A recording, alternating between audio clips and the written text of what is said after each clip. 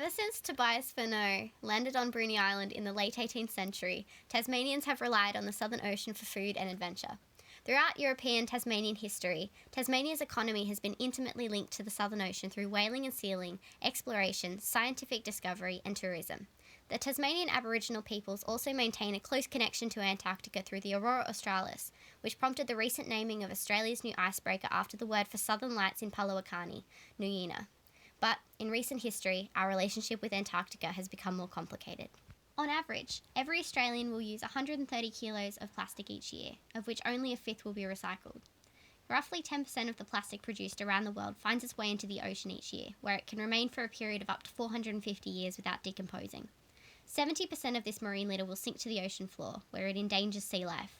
The remainder floats on the surface of the ocean, forming large garbage patches and being consumed by seabirds who mistake it for fish. Now, it is estimated that more than 90% of all seabirds have eaten rubbish. While plastic consumption can cause sickness and death through starvation or internal rupturing, it also poisons animals from the inside. Persistent organic pollutants, or POPs, are preferentially taken up from their environment onto marine plastic debris.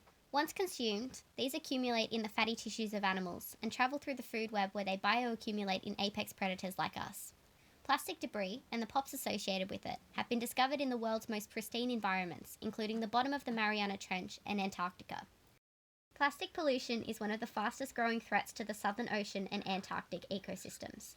While the damage cannot simply be undone, it is every person's responsibility to be a custodian of the land on which we live and the oceans on which we rely. The Hobart City Council has found that the best solutions for reducing our plastic pollution promote society-wide behavioural change. If I am chosen to represent Hobart at the Antarctic Cities Youth Expedition, I will use the experience to continue promoting the health of our oceans and of our planet.